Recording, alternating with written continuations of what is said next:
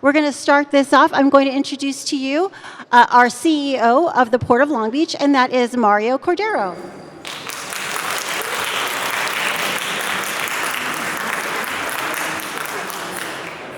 Thank you, Stephanie.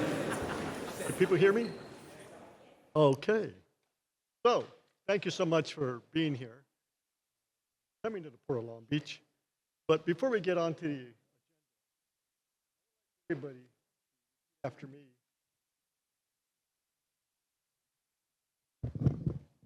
Oh, so this is not working? Okay. Is that better? All right. So, before we start the formal agenda, I'd like everybody to repeat three numbers: 92, 71, 98. 92, 71. Wait a minute, we got to do this over again because this is the 20th anniversary of Leading Green, and we're so proud of these three numbers. So let's do it one more time. 92, 71, 98. And this is a reminder, those of you, I'm probably preaching to the choir, you know what the port has done. And I'll give credit to our colleague, our port across the bridge. You know, they have similar accomplishment that as the San Pedro Gateway, we have significantly reduced emissions. And hence, I think that's a story we want to continue to tell 20 years after the implementation of Green Port policy. And that's why we have those numbers there. Because unfortunately, a lot of people are not aware of that. So we want to make sure we have the real narrative. And with that, let me go on and go back on the script, on the agenda. So we have a lot of important people here, special people here. First of all, Councilwoman Christina Duggan.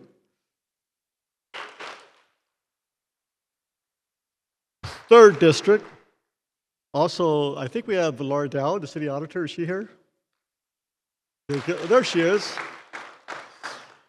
Then we have a representative from Senator Gonzalez's office, Lena Gonzalez, and that representative, I understand it's Mia. Mia, are you here? Good. And then we have Jeff Williams from the office of Mayor Richardson, Rex Richardson. Jeff. And from the office of Councilwoman Suli Saro, Short Nim. Okay. Good. All right.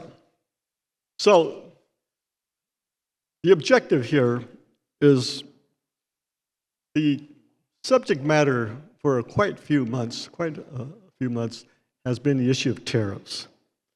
And you all have read the headlines and the articles relevant to that subject matter. And for the Port of Long Beach, obviously it's been challenging when stakeholders, our shippers, our carriers, importers, exporters, they're much anxiety, not a little anxiety, much anxiety with regard to this policy. And I think the two things that talking points in relation to this subject is the uncertainty of that tariff and the permanency of that tariff. So those of you from the business sector, I think that's all you're asking.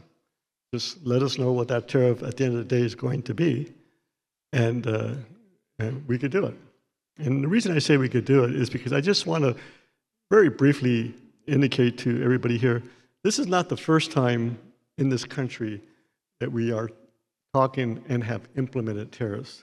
In fact, this goes back to George Washington. The Tariff Act of 1789. Think about that. The Tariff Act of 1789 wasn't so much about an import-export balance or protecting domestic manufacturing back then, the embryonic stages of our nation. It was about raising revenue. So a little historical fact for those of you who really want to study the history of tariffs, the Tariff Act of 1789. Now let's go on to a century later, the McKinley Tariff Act of 1890. Now that one was more focused on dealing with protecting American manufacturing. And then of course, when we get into the 20th century, then you have the Smoot-Hawley Act of 1930, and again, that was to protect domestic American manufacturing. So I only say this because it's not the first time in our nation that we're talking about tariffs. As a matter of fact, during Bill Clinton's administration, a lot of people may not recall, but President Clinton suggested a 70% tariff, and this was leading up to negotiations of what ultimately became the agreement, NAFTA, United States, Canada, and Mexico. Now, I'm only giving this history not because me personally, I'm supporting tariffs, so to speak, or one way or the other. I do think that it has been a little bit problematic. I think I've said, those of you who heard my public commentary previously, I think this will all play out, and hopefully we have some optimism that at the end of the day, we will have some pragmatic approach to this and some permanency in terms of what that tariff ends up being, because the business sector needs to have that comfort. That's not to say the Port Authority. The other issue is, how does that impact the ports? And one thing that we'll talk about this evening, how does that impact you, the average American, the average consumer? Because 2/3 of our economy is based on consumer spending. So that's why I think one of the talking points we like to tell you all, keep buying, you know. But on a more serious note, had you asked me a month ago about the volume loss that we were experiencing this May, the latest data, I would probably say volume loss year to year would probably be 20%. That has not occurred. At least for the Port of Long Beach, if you look at our May numbers, year to year, that volume loss is 8%. Now, who knows what it's going to be in June? It might be a little, a higher percentile. However, we feel very confident that as we go through July and August, peak season, that we'll have some good numbers.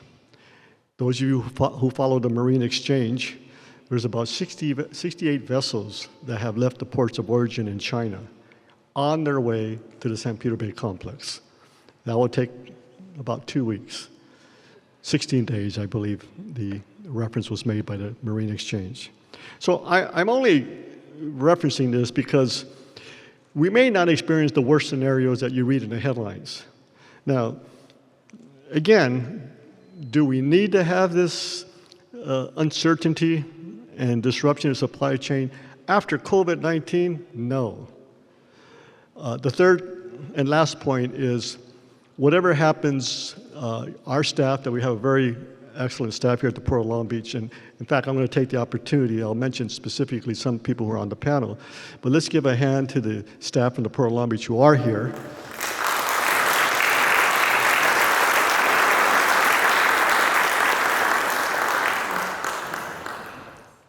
Because our business development division, about a month ago, or maybe 3 weeks ago, said, don't worry,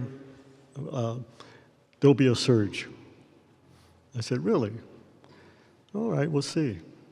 And there is going to be a surge. I'm talking about July, August.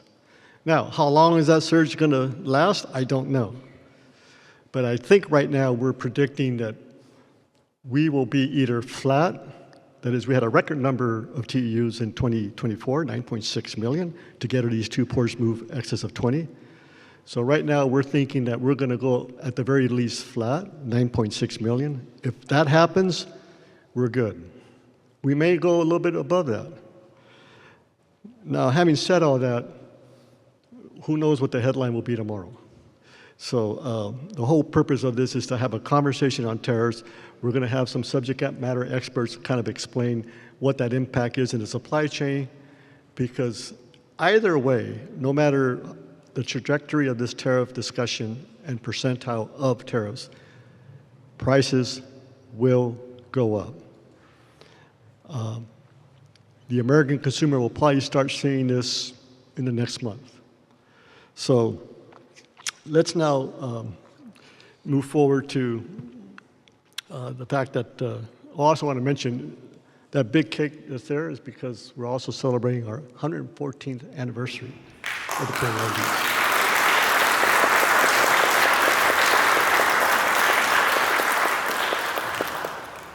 We also, I think, everybody have a raffle ticket? Did we pass out the raffle tickets? How does that work? Oh, under the chair. Oh, so we don't get there yet? All right, I better stick to the script.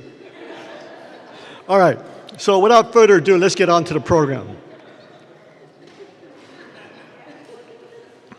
Before I get on to the program, one last recognition. The labor force. We will have a representative of the IOW. We have labor in the House. Because I think the important thing that we all recognize, aside from the fact of consumer spending, how important it has been, we are the greatest economy in the world. And if you go back to the COVID era, where we had 109 vessels up and down the coast, day in, day out, labor was working. So I want to make sure we applaud the IOW, our dock workers, people in the supply chain, people who are working in construction, because you probably heard the cliche during that era that for the Port of Long Beach in crisis, we build. And in that crisis, we finished the completion of Middle Harbor, we finished the completion of the state-of-the-art bridge, Long Beach International Gateway Bridge, and now we're going to keep moving with our endeavors of the century, the Pier B Rail Enhancement Facility. That will be the largest inter-harbor rail facility of any port in the country. And by the way, it doesn't just benefit the Port of Long Beach, it benefits also the Port of LA.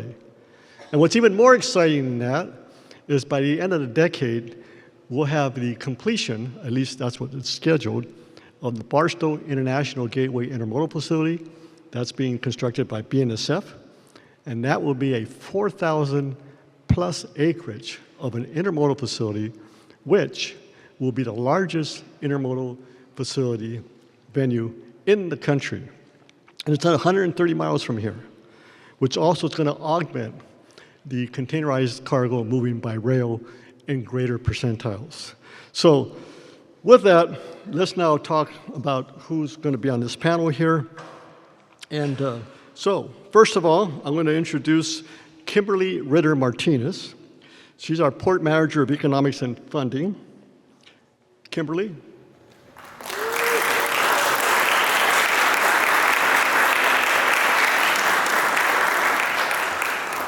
By the way, the people that I'm going to introduce, those are the ones that make me look good.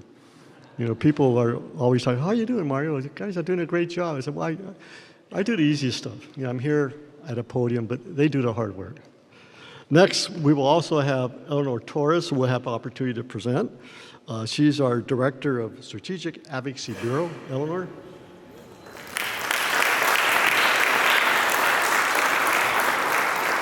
And by the way, those of you who have seen the Port of Long Beach marketing signs on the 710 freeway, Long Beach Airport, Reagan National Airport, Sacramento, LAX, that's Eleanor, in terms of making sure that Long Beach is not just a port for Long Beach. It's a regional, in fact, a national port of significance, because it benefits not only the state of California, but as we go inland to other states. And then we're going to celebrate after we're done with cutting the cake. So I'll introduce the other panel members. I think Eleanor will do that. We'll do that at a later point.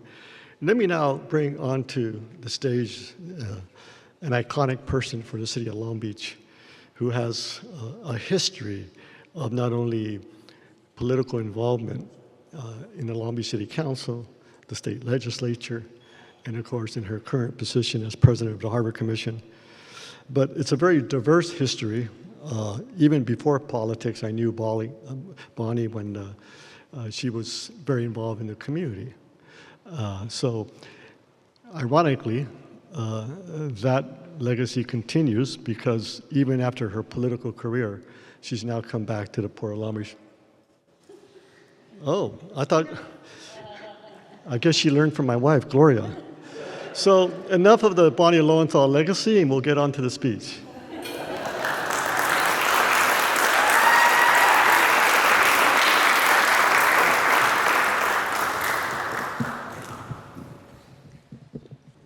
Thank you so much, Mario. And friends, I have many friends who are here. I'm very glad you're here. And I want to ask you, how many of you knew what a supply chain was before COVID? Come on, how many of you knew? Yeah, a lot of folks didn't know what a supply chain was and how important that is to our everyday life. And Mario talked a little about tariffs, and you'll learn a whole lot more about tariffs. We thought that we were past all the ups and downs, but we're not, and you're going to learn more about that. So I'm the current president of the Harbor Commission, and for those who don't know, the mayor appoints all 5 of us commissioners, and it's a wonderful, wonderful position. I have a long history of being an elected official. I'm being involved in transportation. All 5 of us are the policy setting board for the Port of Long Beach. We actually have to pass the budget before it goes to the City Council. So it's a very important position, and I take it very, very seriously. But I'm really glad to see so many people here this evening. Cargo moving through the Port of Long Beach sustains jobs across regions and across a wide spectrum of industries. It supports jobs actually across the United States. You'll hear from Kim what that actually translates into. But the occupations go far beyond the docks. The jobs are in retail, online sales, warehousing, transportation, agriculture, manufacturing, construction, finance, technology, and I could go on and on. There's a lot more. So clearly, the port is an economic engine for this region and for the state and for the country. And it's our job here at the Port of Long Beach to keep that running as smoothly as possible. Did you know, this is a question for all of you, did you know that about 15% of all U.S. container cargo flows through our docks? How many of you knew that? Okay, some of you are going to learn a lot this evening if you didn't know that. That's why we're here, we're talking port. That means the port plays a very big role in our national economy. And as you'll soon hear, our new economic analysis demonstrates why every American has a stake in what happens at the Port of Long Beach, and how investments in an efficient and sustainable supply chain right here can spread benefits to every corner of this country.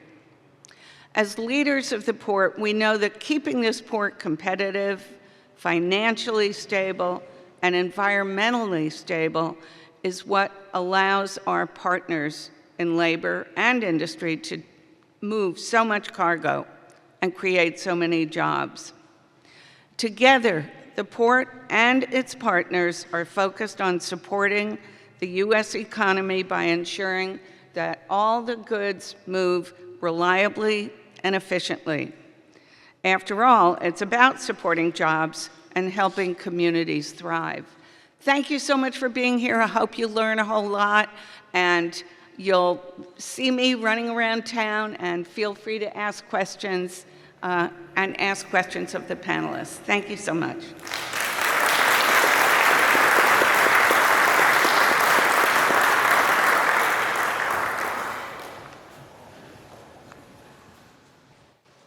All right. So, as President Lowenthal referenced, we are an economic engine, not only for the city of Long Beach, for the region, and for that matter, the national supply chain. So, you will see a video here with regard to a short footage, with regard to, again, introducing this whole subject matter and seeing it firsthand. But at this point, I'm going to now introduce Kimberly Ritter-Martinez, who's going to walk you through some of the empirical data that we've accumulated, which supports the fact that our impact to the economy and what that economic engine translates to.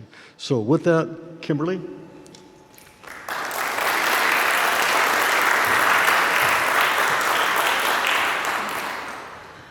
Good afternoon, everyone. Thank you so much for being here. The port recently completed an update to its economic impact study, and I'm here this afternoon to share those results with you. So to begin, I'm going to take a few minutes to explain what economic impact modeling is and what it measures. So economic impact analysis can be applied to a project, a policy, and an industry, or in this case, the Port of Long Beach.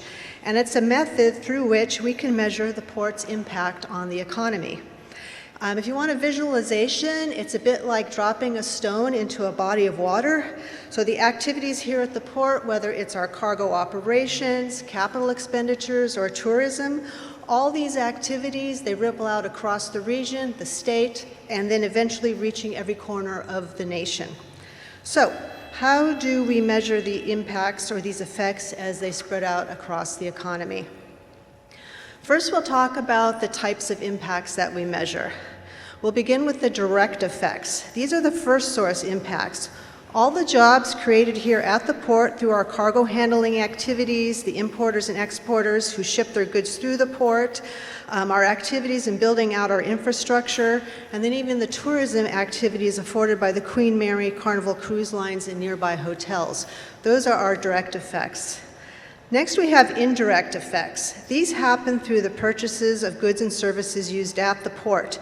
These include supply chain activity, equipment expenditures, construction materials, the consultants we engage with, anyone who does business at the port. These expenditures, in turn, support employment at the firms who provide them. And then finally, we have induced effects. When workers and businesses or business owners who earn income from working at the port or as one of our suppliers spend their income on things like groceries, entertainment, and so on, all of that supports the broader economy. So basically, the consumer spending that Mario mentioned, that's what we're talking about here. So please keep it up. All right, so those illustrate how these effects ripple out across the economy, so through direct, indirect, and induced effects. Next, we'll take a look at the economic metrics that we measure. So these include employment, labor income, gross output, which is like a regional measure of GDP, economic output, which equates to business revenues, and then finally the fiscal effects, which are the total federal, state, and local taxes paid by individuals and businesses. And then finally, we estimate these effects across 4 different geographies. This slide shows the total impact of port activity on employment through each of these geographies. So the smallest is the Los Angeles MSA, which includes Los Angeles and Orange counties, for a total of over 543,000 jobs that are either created or supported by the port. As we expand out to the Southern California 5-county region, that number climbs to 692,000. Statewide, the port supports over 1.1 million jobs, and then as we get out into look at the entire U.S., the port supports 2.7 million jobs. So as we move to the next slide, we're going to stay with employment for another moment. Naturally, when we think of the port, we think of jobs and goods movement, but port-related activity supports employment in every single major industry sector. So starting with agriculture and extraction, 76,000 jobs, construction and manufacturing, 133,000, health and education, 148,000, other services, media, utilities, government combined, that's 248,000. Professional and financial services, we support 430,000 jobs. And then in goods movement and warehousing, which includes our truckers, I heard you, Harbor Trucking Association, that's 432,000 jobs. And then finally, retail trade, 1.2 million jobs supported nationwide, which brings us to that total of 2.7 million jobs. Okay, so on the next slide, we're going to look at some of the other economic indicators that we studied in this model. So the jobs created and supported by port activity are also associated with these other measures of economic activity. So nationally, Port of Long Beach operations and support activities contribute over $309 billion to the U.S. GDP, $84.4 billion in state, local, and federal taxes that help fund government programs, $176 billion in labor income, and over $510 billion in output or business revenues. So I'll go ahead and end there by restating the obvious. These are really big numbers and should bring home how important the port is as a job creator and economic engine. And then finally, before I step down, I would like to acknowledge Ferdinando Guerra, who was the lead economist on this project. He's over there.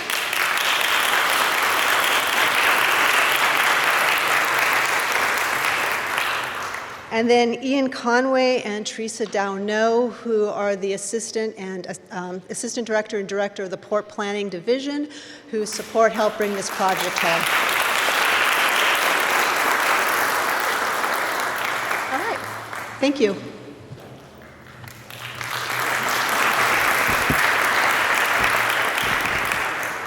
Let me make a couple more introductions. I was remiss in not acknowledging in my initial long commentary, I would admit. But in that regard, Captain, the Coast Guard's here, Stacy Creeley. Great to have you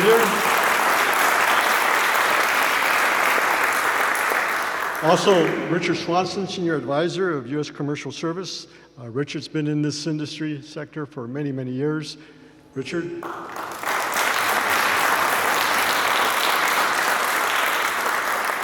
Now, before I introduce our next speaker, these raffle tickets that I was referring to, they're underneath your seat. They're not? Well, that's because you didn't win. I don't know. So you want to check underneath your seat. There's some numbers there. And again, the winners will get some. Do you have it? There we go. There's a 92. There's a 98. Where's the 71? Who has the 71? No one has a 71?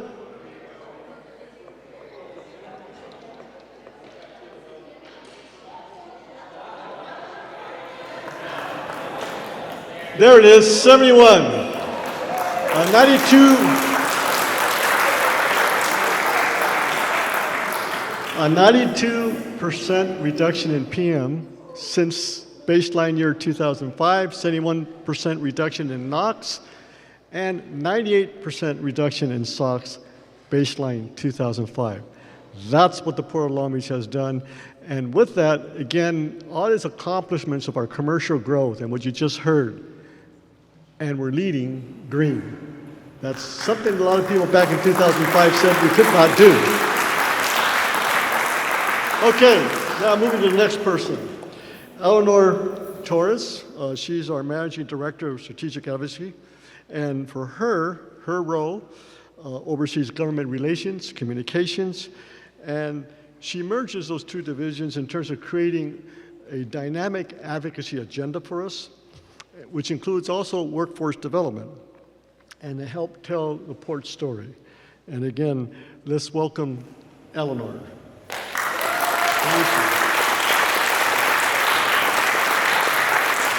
Oh, there she is. Okay. Thank you very much, Mario. I can't believe so many people are here and excited to talk about a topic like tariffs. Who would have thought that?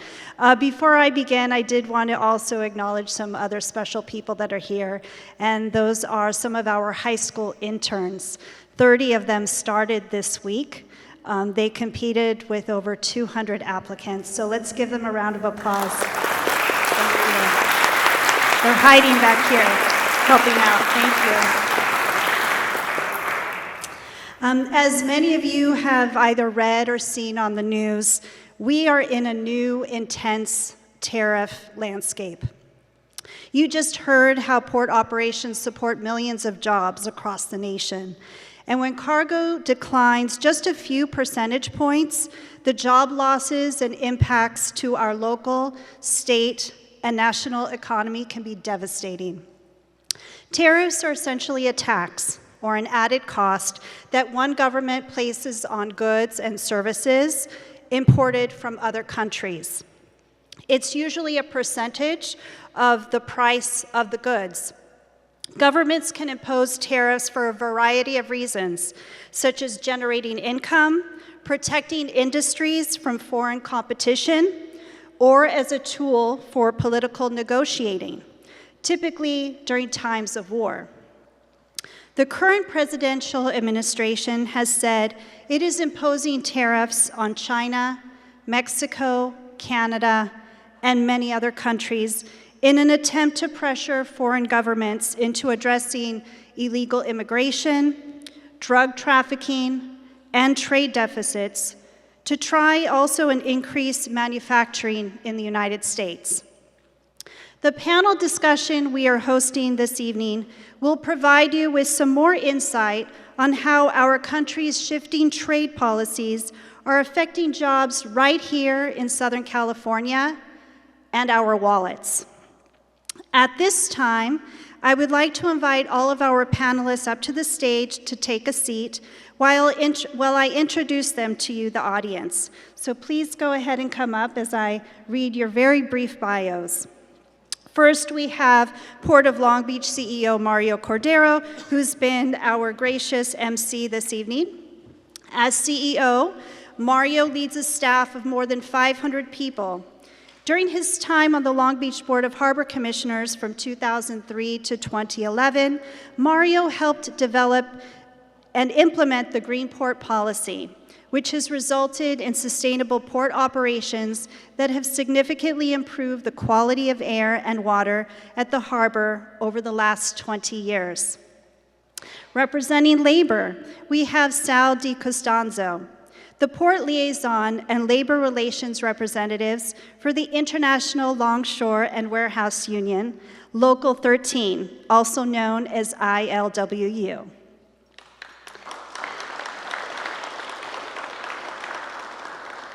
Sal started his career in the maritime industry as a casual longshoreman in 1998 and has since worked in several roles on the docks, from driving equipment to working aboard ships, rail cars, and in warehouses. Before working full-time as a longshoreman, Sal was a math teacher, and prior to that, he worked in banking and insurance. Representing the trucking industry this evening, we have Robert Loya. Robert is the Chief Operating Officer of TGS Logistics and TGS Transportation, one of the leading drayage companies serving California and Nevada. He is also serving dual roles as the Board President of the Harbor Trucking Association and Board President of the California Trucking Association. Representing, yes, please give a hand for Robert. Representing our academic community, we have Dr. Tom O'Brien, Associate Dean in the College of Professional and Continuing Education at California State University, Long Beach, and Director of the California Local Technical Assistance Program Center. Tom previously served as the Executive Director of the Center for International Trade and Transportation at Cal State Long Beach.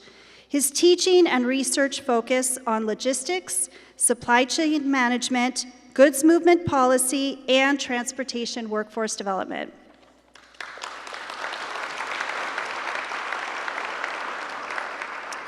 Representing our freight forwarders, we have Karen Quintana, a Director of Business Development for USIN Logistics America Incorporated and past President of the Los Angeles Customs Brokers and Freight Forwarders Association. Karen has more than 30 years of experience in the customs broker and freight forwarding industry, specializing in importer training, along with providing recommendations for implementing and streamlining procedures to be compliant with U.S. Customs and other government agencies. Give a round for Karen, please.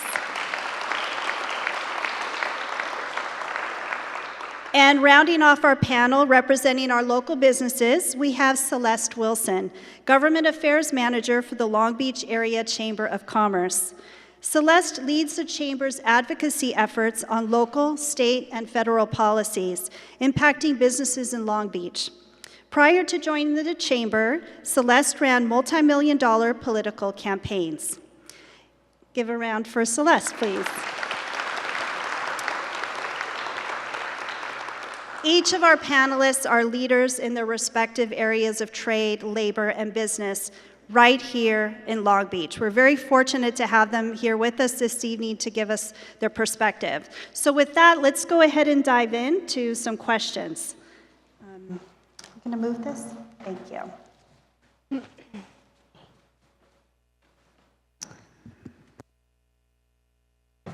Thank you so much. So I'm going to direct questions to each of you, but please feel free to jump in if you would like to contribute. And I'm sure we can spend hours here, but we're not going to keep you here for hours. I promise you. So let's go ahead and start with Karen. My first question is, tariffs are affecting people in different ways. Are we seeing work or job reductions at the Port of Long Beach? And are everyday consumers seeing prices go up on things like furniture, clothing, shoes, or other items?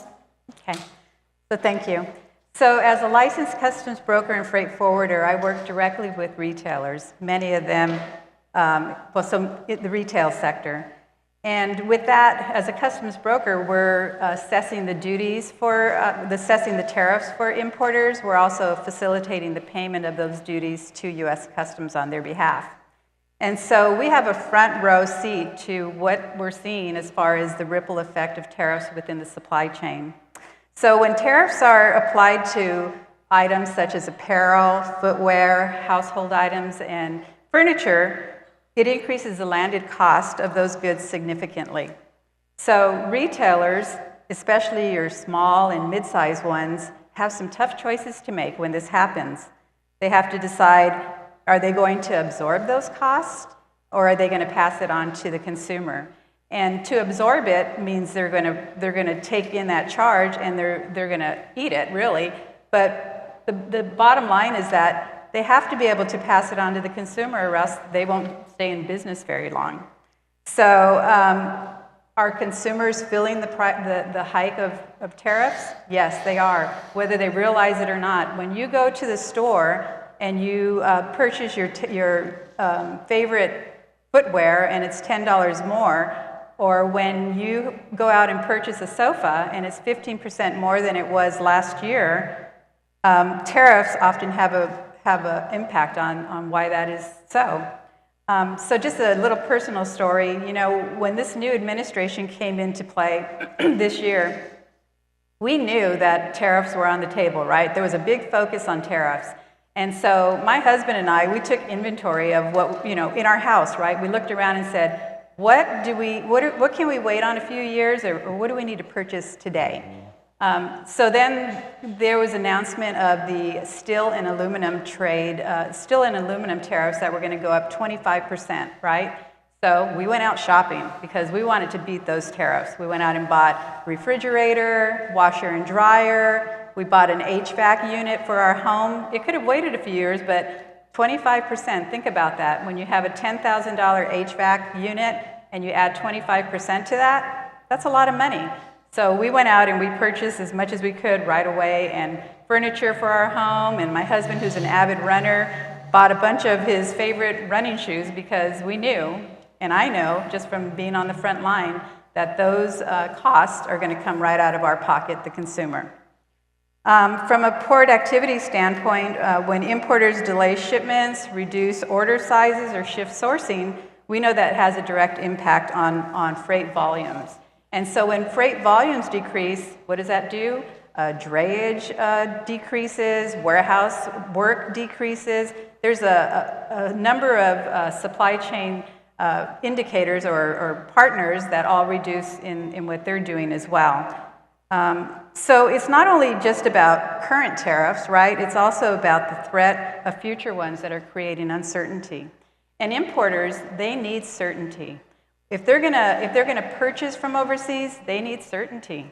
If they're gonna put freight on the ships, they need certainty. And so, they're cautious. They're watching the headlines, they're adjusting their purchase orders, and in many cases, they're shifting production to other countries. So with this kind of volatility within the marketplace, it's hard for them to forecast staffing, and it's also hard to forecast capacity along the whole supply chain. Thank you very much, Karen. To that, I think it's quite interesting with the pandemic, for example. A lot of the market indicators was the stock market, and it still tends to be, right? The news leads with that.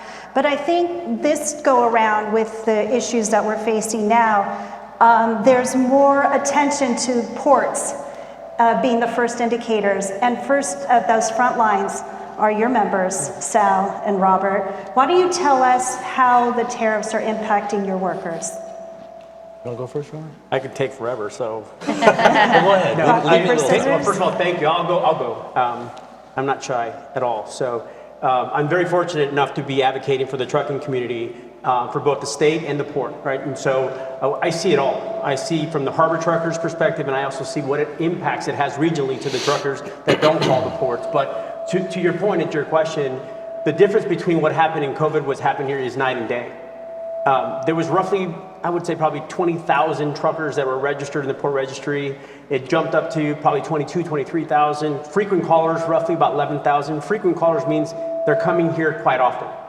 And so those other 8,000, 9,000 weren't coming here maybe once a week, maybe once a month or whatnot. So you had 9,000 trucks, but it was an opportunist time. So many trucking companies either increased their fleet sizes. Many other truckers from other sectors came into the market and said this is an opportunity because the freight was booming.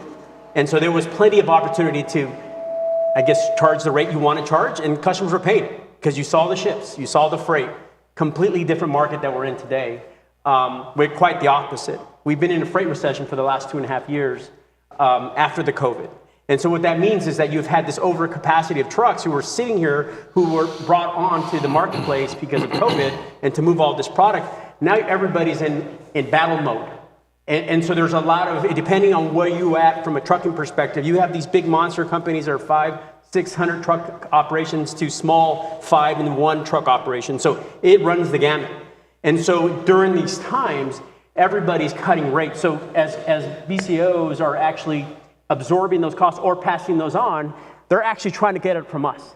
And so even though we're taking that brunt right on our bottom line, that means how much revenue we're actually making off of a load, we're getting impacted significantly. So what we've seen over the last, I guess, 6 months, not let alone the 2 years prior to that, the 2 years prior to that, everybody was in these contracts with chassis. And chassis, if you guys don't know, those are the wheels that move the container boxes that you guys unload and load. So we've had tons of chassis. If you drive up and down the 710 freeway or anywhere in these cities, you'll see tons of chassis stacked.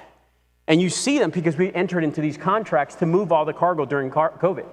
And so do you think those IEPs, which are the owners of those chassis, were going to let us out of those contracts? Think not. So there was a lot of suffering, and there is a continual suffering of trucking companies that we have seen throughout this period. And when the tariffs actually went into effect, it was immediate, like immediate. I mean, we were all fighting for the cargo. And when I mean fighting for the cargo, I mean we're all trying to, undercut each other's rates. And that's never a good market. It's not sustainable. So what we're seeing in both the state and the harbor perspective, we're seeing many companies either, folding up, bankruptcy, or they're suffering significantly and cutting jobs. I can tell you personally, we had a fleet of company trucks, over 60 trucks, now we're down to 20. Yeah, so this is just in the last 6 months. It's extremely difficult, and I'm unfortunately the person that has to lay these people off, and it's very difficult to do that to 40 people. If you ever have to do that, and I'm sure some of you may be in those positions, it is not the nicest thing to do to take somebody's job away. So that's what we've had to face most recently. So it gets uglier. I can bore you to death, and you might want to go home and like, oh my God, he's having it rough. So I was not great before this year. No, I'm just kidding. I'm teasing.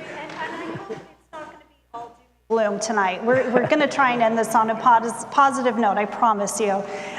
Sal, before we go into some other questions, how are the current tariffs impacting the ILWU workers? members. Thank you, Eleanor. And thank you, Mario, and the entire staff here at Long Beach for giving labor an opportunity to be at the table. We appreciate it. We recognize that that's not always the case. So thank you, Mario, and your team. We're in an industry that is expecting the unexpected. If you think back to the Great Recession, which now seems like a long time ago, it was really not that long ago. It was in 2008, 2009, and it dragged on for a few years. There was a great rise before, a drop-off, and then a slow recovery.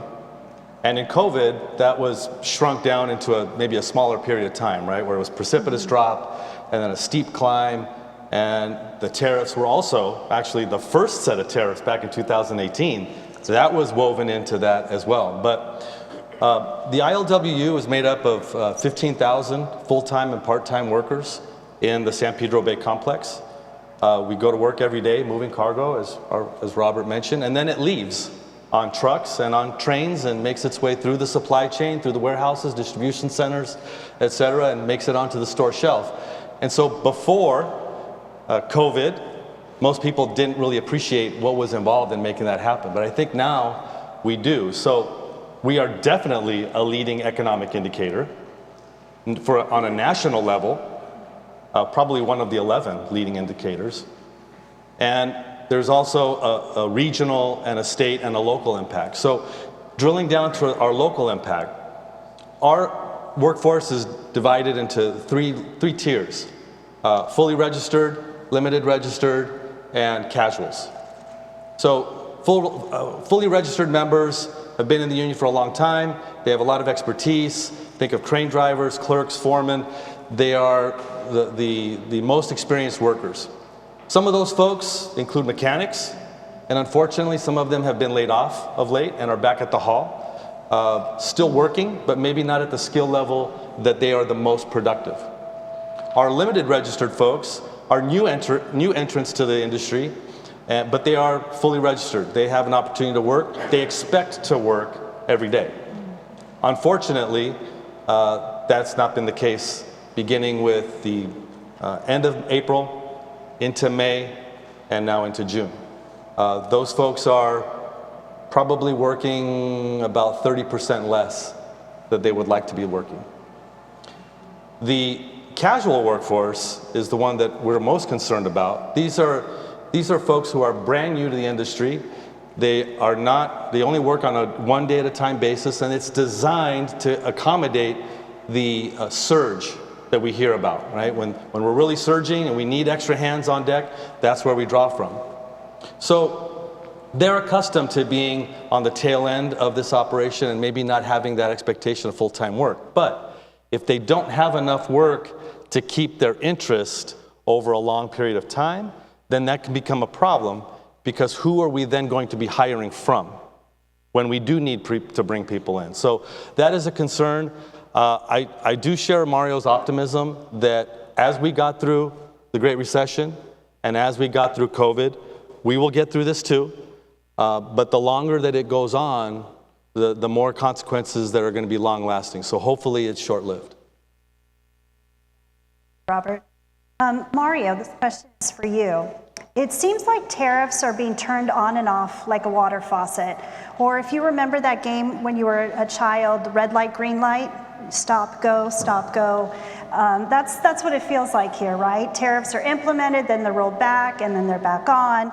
We saw a decline in trade for May, as Sal mentioned, and now we're anticipating an uptick or surge in July. What's happening here? Can you give us some insight? So that's a great question, because I gave a history of tariffs and, the acts passed by Congress over many, many years. So the tariff is something that's new. But what is unprecedented is how fast this happened. What's unprecedented is how high that tariff is.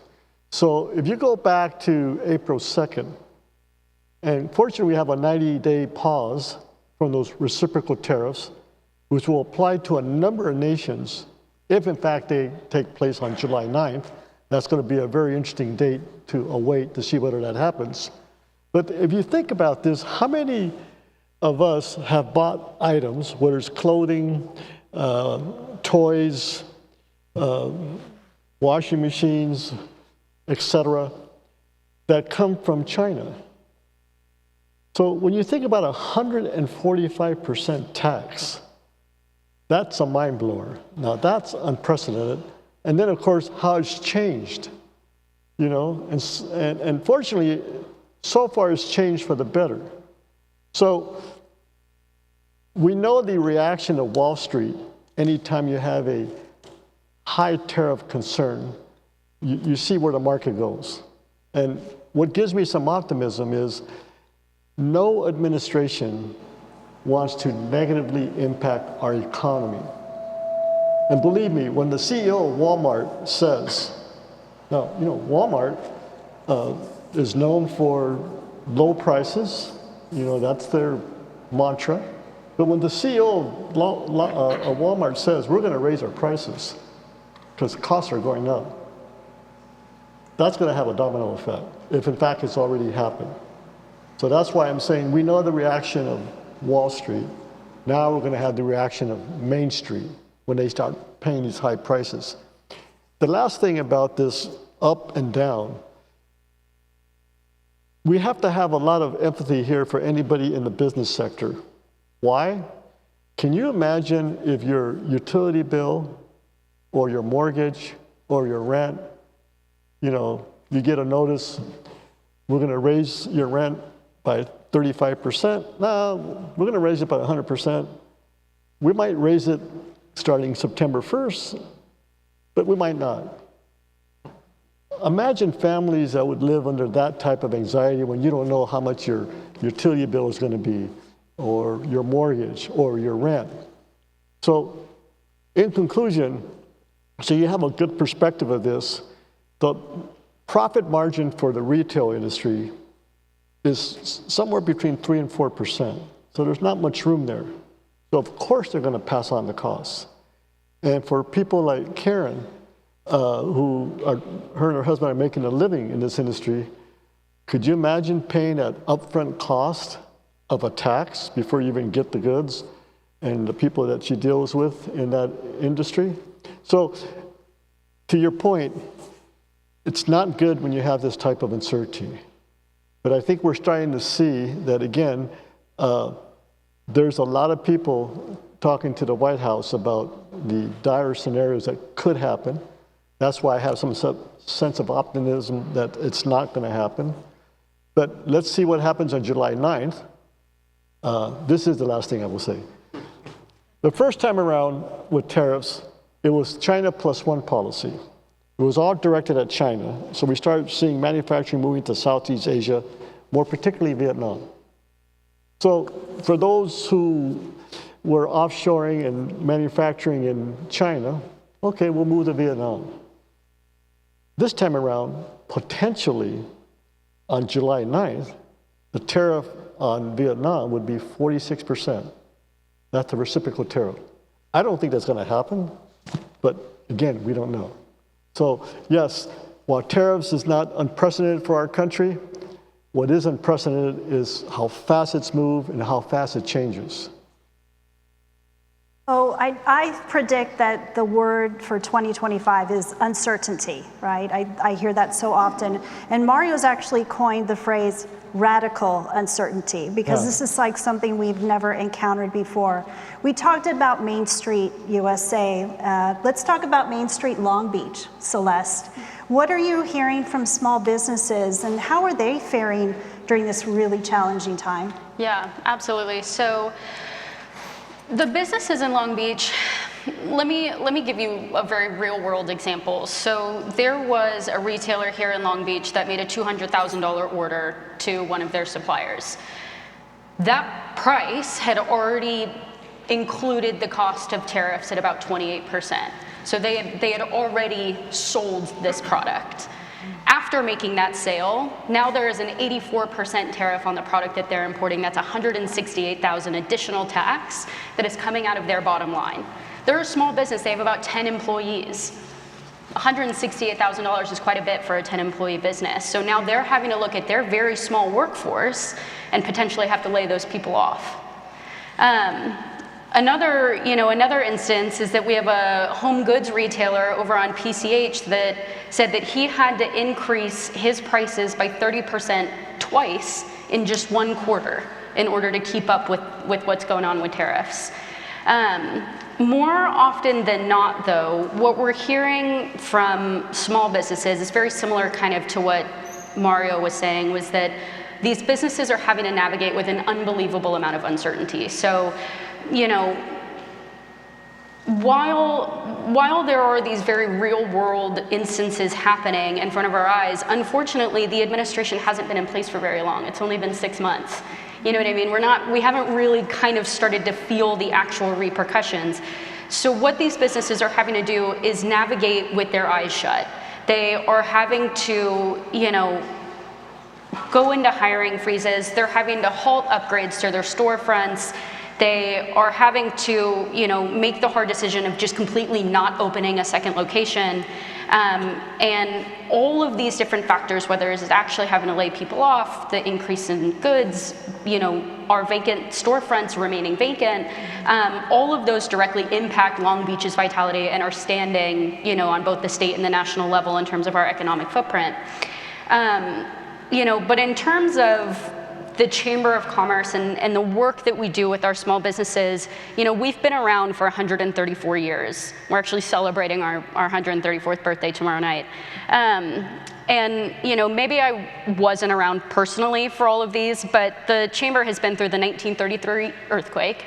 It has been through the Great Depression, the Great Recession, the pandemic, and now this administration. So our strength lies in the deep connection that we have with our small businesses and the advocacy that we do on their behalf. As was introduced, I'm the government affairs manager, so all that I do is policy. But at this point, we're not just tracking the uncertainty of everything. That's not our job. Our job really is to be a resource for the small businesses. So we're creating informational flyers. We're having meetings like this, webinars. We're connecting with our small businesses, and we're being that voice to help them understand what's going on and be the voice for them in both Sacramento and DC. Mind if I make a comment really Yes, quick? please, Robert. Just other things that are impacting Yeah. our segment, not just trucking, but in general, all the supply chain, which is like an unknown secret, or it's a known secret, but nobody really talks about it, is where there's a lot of outsourcing of back office jobs.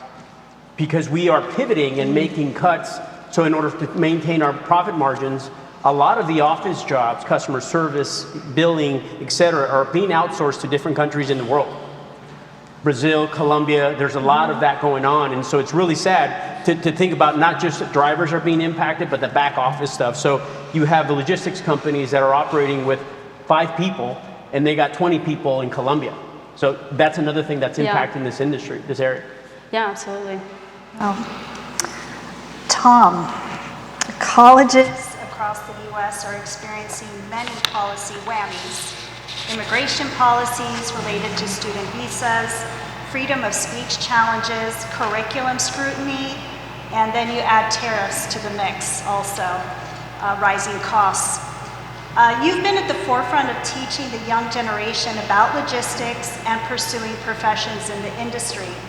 What are some of the concerns college students are expressing to you regarding jobs and their futures in the goods movement industry? Has their interest grown or declined? Are they hesitant maybe to enter into this industry? Yes, all of the above. We started the night with a discussion of direct and indirect impacts, and I would say that the majority of the impacts from the tariff discussion on the education sector are indirect. The direct impacts, to Karen's point, is that if you're not able to forecast staffing needs, it's going to translate into a weakened demand for the graduates of our programs, and we're seeing that.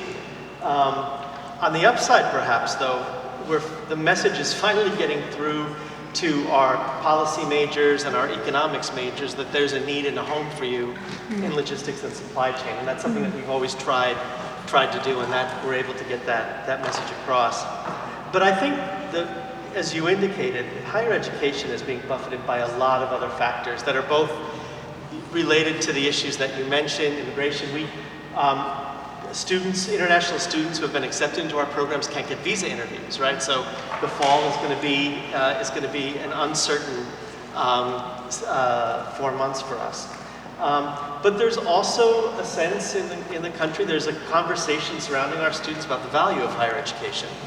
Do you need a 4-year degree?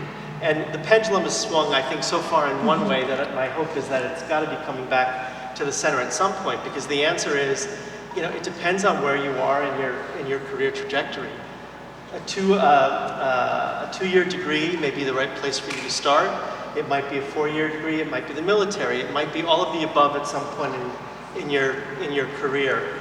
And so, making sure that the students understand that the decisions that they're making now about their coursework are not going to determine their future down the road necessarily. They will have options down the road. So that's one thing we're trying to do.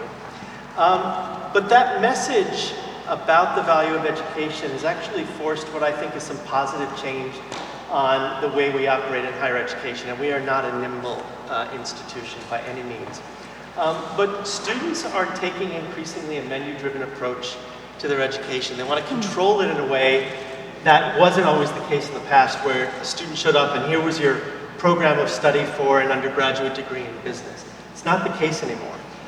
Students are telling us that, yeah, I want that MBA or I want an undergraduate supply chain degree, but oh, by the way, I want to get a certification from Google in project management or AI, and are you going to give me that opportunity? So that's been, I think, one of the positive changes, is we're seeing more certifications embedded in traditional degree programs. We're actually giving our May graduates access to certifications for 6 months to a year as they sort of embark upon their careers. I also wanted to add, though, that it's not just our traditional students. I'm in a college of professional and continuing education. So we work with adult learners, students who are coming back to us for degree completion, and they're seeking the same thing. Our logistics program, our professional program, we're also including artificial intelligence as a skill set, because the students want not only the discipline-specific knowledge, they want the tools that are portable, that they can take on the job. And then our public sector partners, Caltrans, the port, local government, are also asking for things like leadership training, things that they can be, communication skills that will prepare them to be effective in any environment. And the last thing I want to mention is that, again, a change that's needed on our part. There are a host of people in the country, in the state, who have started an educational career, right? And because life intervenes, stopped it.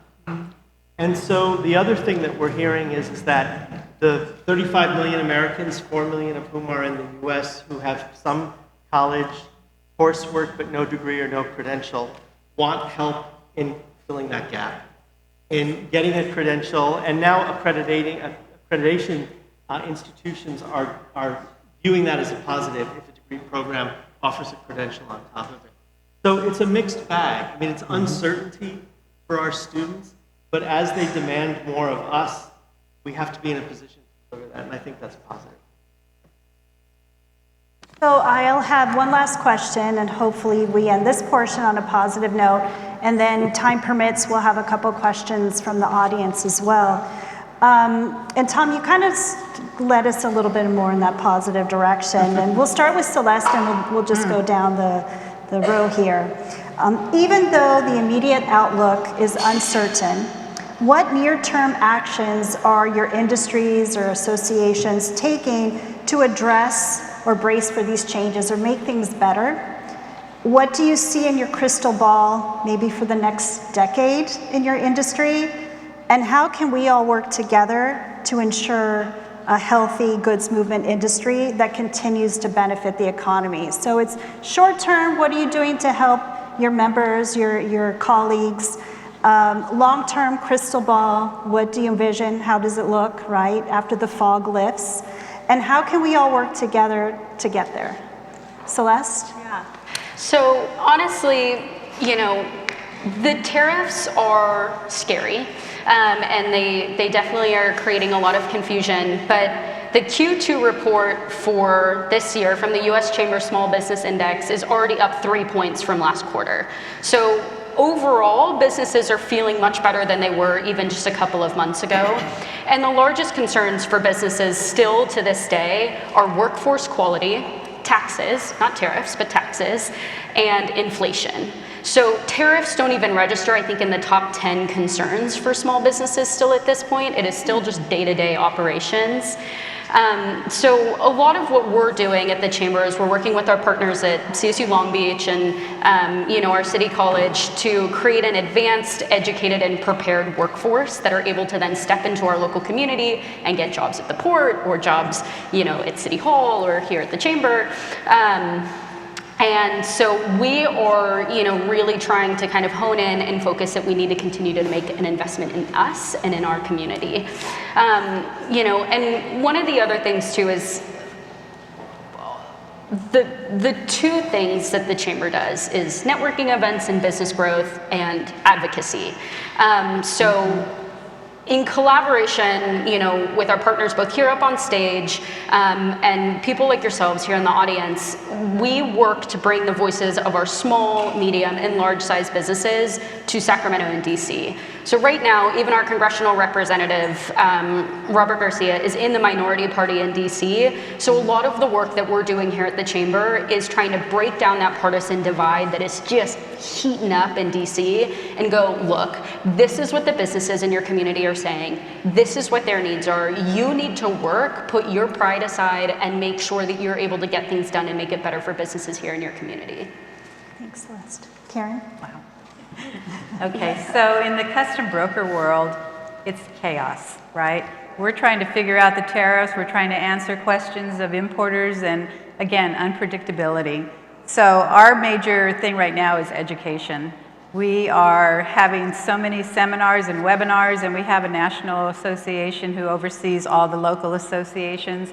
We have a trade attorney who's working with DC and doing a lot of advocacy and things like that. But right now, we're focused on trying to get things right because Customs has really taken an enforcement stance, right? Before it was very collaborative, we were all working together, kumbaya, but now it's enforcement. If you don't do things right, you could lose your license. If importers are declaring valuation incorrectly, they could lose their privileges. So right now, our association and our members are all about educating, but being so careful about what we say because we don't want to take on that liability as well. The good thing is that, trade is here. I don't think trade is going anywhere. Trade is here to stay. And so I think we just have to continue to move forward and keep the lines of communication open with, our key stakeholders, with the transportation partners, with private industry and so forth, and just continue to get our voice out there. We go to DC twice a year and we do some advocacy work, and it was a little frustrating this last time around because nobody wanted to listen to what we had to say. Our voices were not going beyond the door because the minority really doesn't have a voice in the House too well. So I think that's just something we have to continue to do, is continue focusing on getting our voices out there. It's important for you as constituents of whatever town you're in, to get your voices out there, call your Congress people and let them know what you're thinking and what you're seeing on the ground. They want to hear that. I have hope that, we know that trade's here and we're one of the biggest gateways, and it's going to continue, so we just got to keep pushing through and keep the lines of communication open. Thank you. Tom? Yeah, in the short term, as an educational institution, we'll have to pivot to the needs of the industry, right? And so create programs that prepare the workforce to go into whatever it might be. The other challenge that we didn't talk about in the short term is the demographic cliff is here. We are competing with other educational institutions for a smaller pool of students coming out of high schools, and this is a national trend. So I think in the short term we'll be much more intentional about creating pathways with not only high schools and community colleges, but middle schools as well, so that the Cal State Long Beach name and brand is in front of them at an early age when they're making decisions about higher education. And that's pathways on the traditional degree-seeking side, but also, sort of the non-credit side as well. Over the longer term, I think you're going to see a change in what it means to graduate from an institution. The degree will still have value, but we're going to be assigning value to smaller units of learning. We're going to be issuing more credentials, more micro-credentials, more digital badges. We're going to be assigning credit for prior learning. So if you come to us and you said, you've had 10 years as a longshoreman or a truck driver, and I want to get that degree or that credential, we're going to be in a position to offer that for you. We have one person on campus now designing those standards. We need a lot more, but that's where I think we're heading. That's great. Robert? Well, historically, the trucking community has been slow to adopt. We had T-cards. T-cards, if you guys don't know what that means, is just you write the pickup where you're going to go pick up and deliver. That's how it was. And we've had to adopt. And so in the short term, and we'll continue to adopt, and I'm glad you brought up AI because it is such a big deal in the trucking sector now because we're trying to work smarter. We're trying to cut costs. And so we're constantly looking to integrations with our partners, our stakeholder partners, marine terminals, BCOs, whatnot. So in the short term, we're going to continue to do that to continue to cut costs so we can survive. Long term, we're going to continue working with CARB, our friends at CARB. It's a challenge. It's a tough market when you're facing all these cost pressures and you're having to turn over your fleet, right? So we want to continue to work with CARB because we think that's a pathway that we all want. We want clean air, but the only way to do that is responsibly. And we'll continue to work with our partners, our OEM partners, to make sure our drivers are able to afford these trucks, are able to put them out in the street, and they actually can do the duty cycle that we're looking for. So continue to invest back into the companies, into our drivers, to make sure that they're smarter, they're working smarter, not harder, and we're continue to work clean. So. Thank you. Yep. Sal? Yeah, thank you, Eleanor. I think adding on to that, lessons learned in the past have taught us that we need to collaborate with all the different stakeholders, whether it's port authorities or employers, other stakeholders in the supply chain. We need to collaborate so that we can be ahead of the curve. In the short term, some of the things that we've done to be ready for an uptick or a surge, whatever it may be down the line, is to do the things that we can do now while the cargo is slack to be ready for it.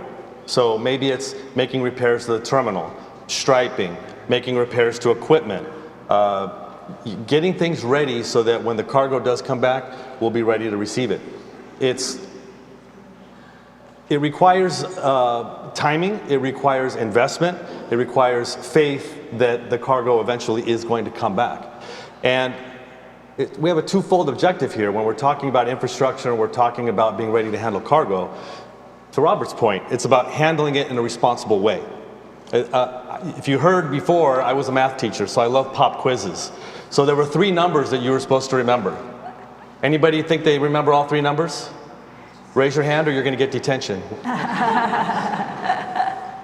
Anybody? Bueller? All right. Yep. 92, 71, 98. The next time that we have a meeting like this, some point in the future, I hope that you can reach under your chair and pull out 3 100s. Because that's where we want to get to. But it's hard to get there. It takes time, it takes money, and we have to keep that balance, that environmental justice and economic justice have to be held together because we take our responsibility to the local communities very seriously. Those 15,000 members that we talked about extrapolates into 60 to 80,000 people in households. So when we're not doing our job right, and we're not moving cargo, and we're not getting paid, and we're not reinvesting in our community, businesses and stakeholders, that ripple effect is very heavily felt locally. So we're going to keep striving, we're going to keep working, and we're going to get to 100 on all 3 of those numbers while keeping good jobs in our local community. Thank So you, I'm Sal. just curious why the threat is detention and not demurrage. Because I didn't think of it on time. Mario? Well, I hope this has been educational for you, so to speak. Because again, the reality is, I do believe that we'll get to a point in this country where we'll be more pragmatic with what that tariff is going to be in the long term. So, on the other hand, I will say that a lot of this is commenced with the conversation about why are we having a tariff to begin with? Because historically there's been two reasons. One, to uplift manufacturing. Second, to protect domestic entities, that is the import-export balance. Historically, the tariffs that I've made reference to, or the acts that have been passed in Congress in our history, have never been able to accomplish those 2 points. Now, there's a third reason that we have been introduced to. We use tariffs to negotiate. And that's something not that new, but obviously it's really hit home now in terms of what we're seeing. So once whatever is negotiated, whether it relates to trade or issues outside of trade, I think that we'll get back to some kind of normalized world in the USA.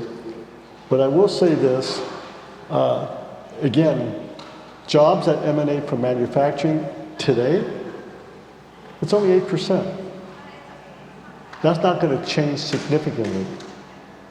When I started practicing law in 1979, many years ago, how many jobs emanated from manufacturing? Anybody know? 22%.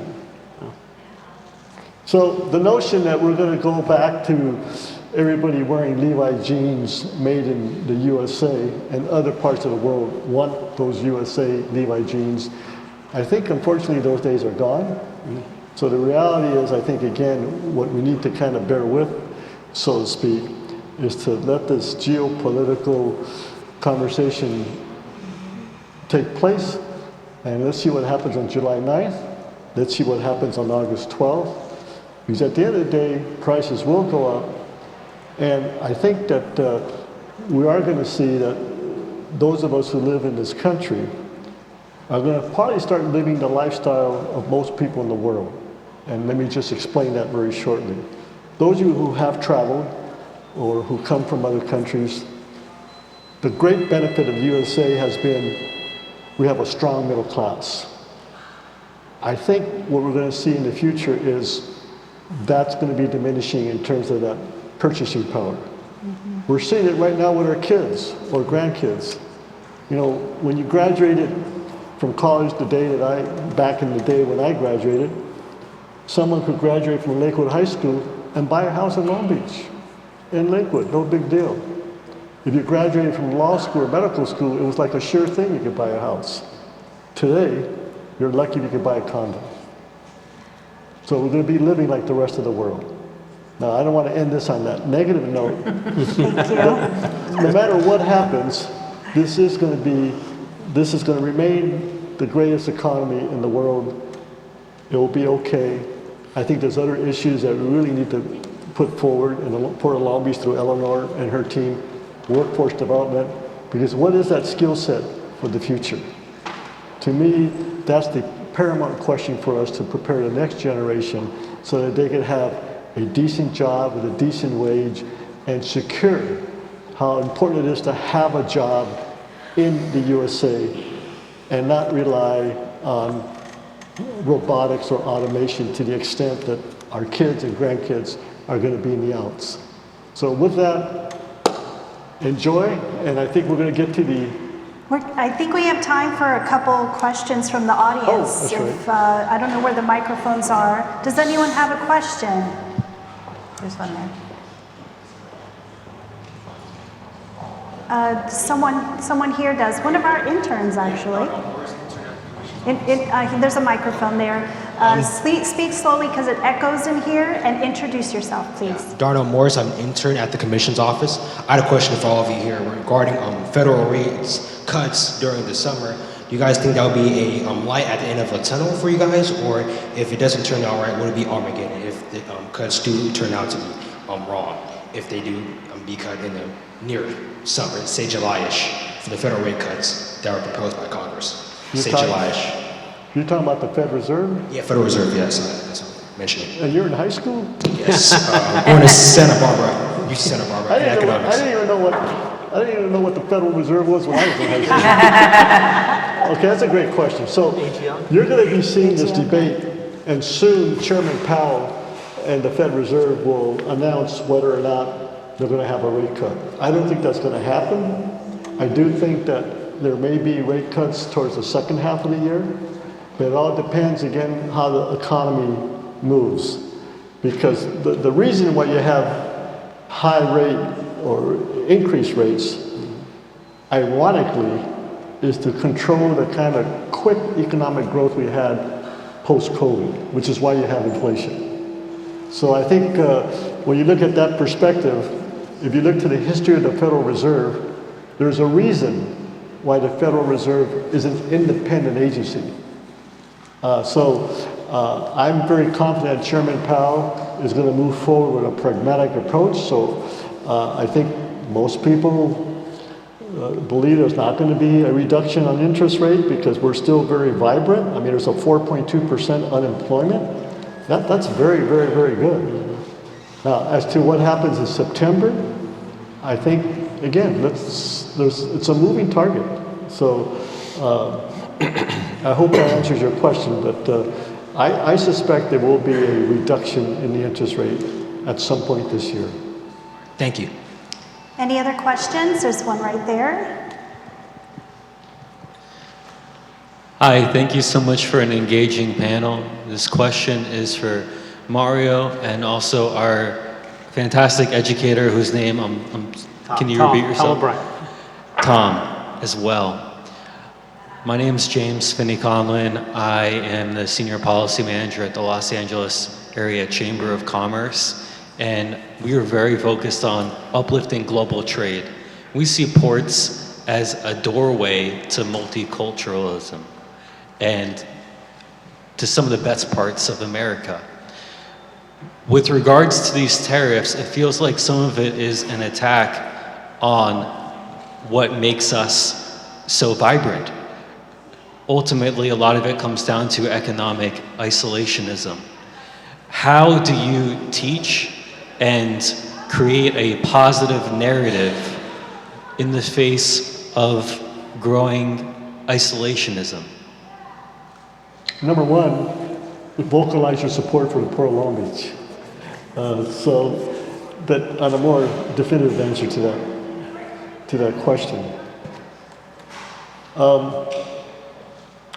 You know, the chamber, as you know, every year we have World Trade Week to celebrate the vibrant richness of international trade, particularly as it relates to California.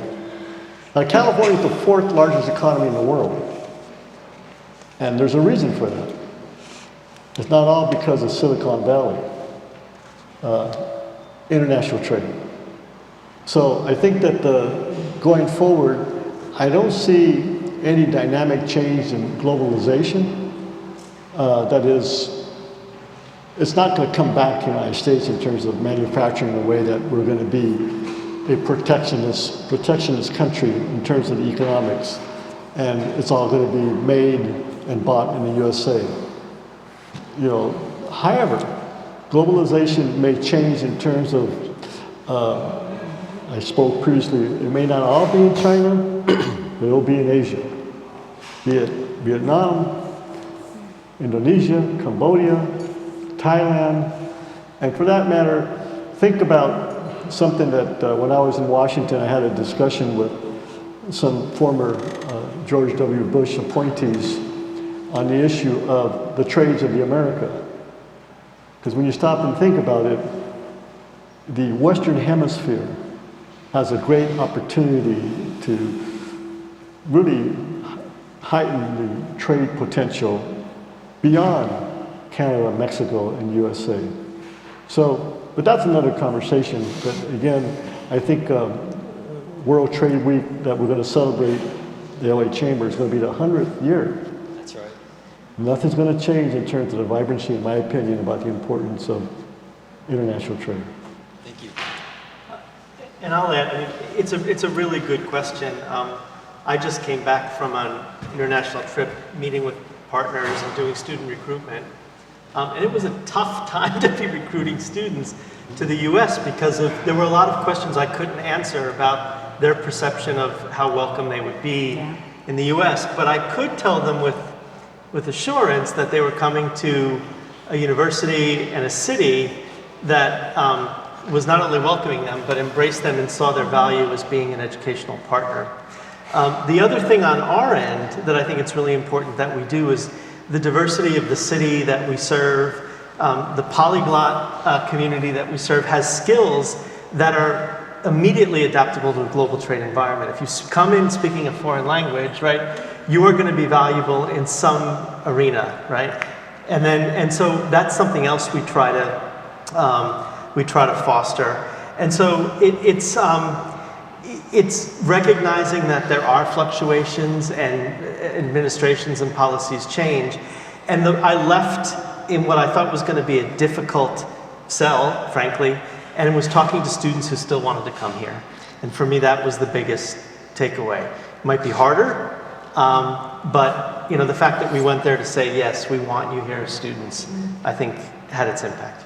Sal, you wanted to add something? Yeah, well, just really quickly, one thing that came to mind, especially as Tom was talking, is that we have two global events that are going to be focused here in Los Angeles and Long Beach in the next couple of years. One is the World Cup in 26, and another is the Olympic Games in 28. And so while we do face the headwinds that we are facing, clearly, not just on the incredible question from the young man about monetary policy, but also fiscal policy and immigration policy and everything else. But we're still California. We can still be who we are. We can still market to the world that, yes, this is a place that you should come to. This is a place that is still leading. Will we have our challenges? Yes. But we can overcome them. If we work together, we stick together, and we put our best foot forward, I think when the world comes to California, they will realize that it is a welcoming place and that it's not maybe like what they're seeing on television. So I just wanted to put that in there as something that we can kind of hold on to. Hey, Sal, you forgot to mention the World Series. The Dodgers are going to be there in November again. We can dream and hope, Mario, from your mouth to God's ears. And the Super Bowl in 27. And the Super Bowl, that's right, we're hosting the Super Bowl. So I'm going to ask the panel to stay here during Mario's closing remarks. He has a special announcement, but let's everyone give our panel a big round of applause.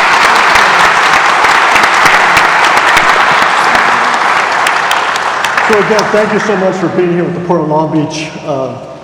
Now we're going to get to those of you who love cake and love sugar, you're going to have a great opportunity to engage.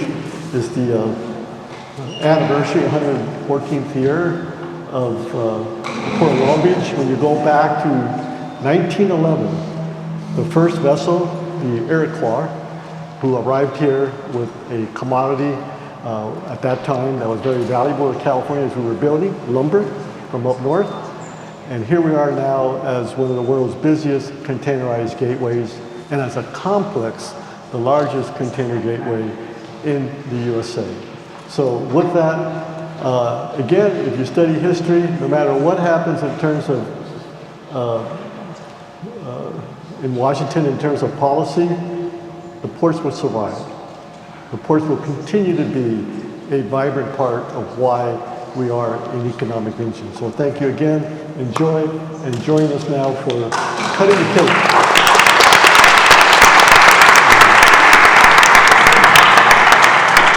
Big applause for our panelists. Thank you so much for us. Karen, Tom, all of you. Thank you very much. Good to see you, of course. Yes, please, if you can join us for pictures. What's going on?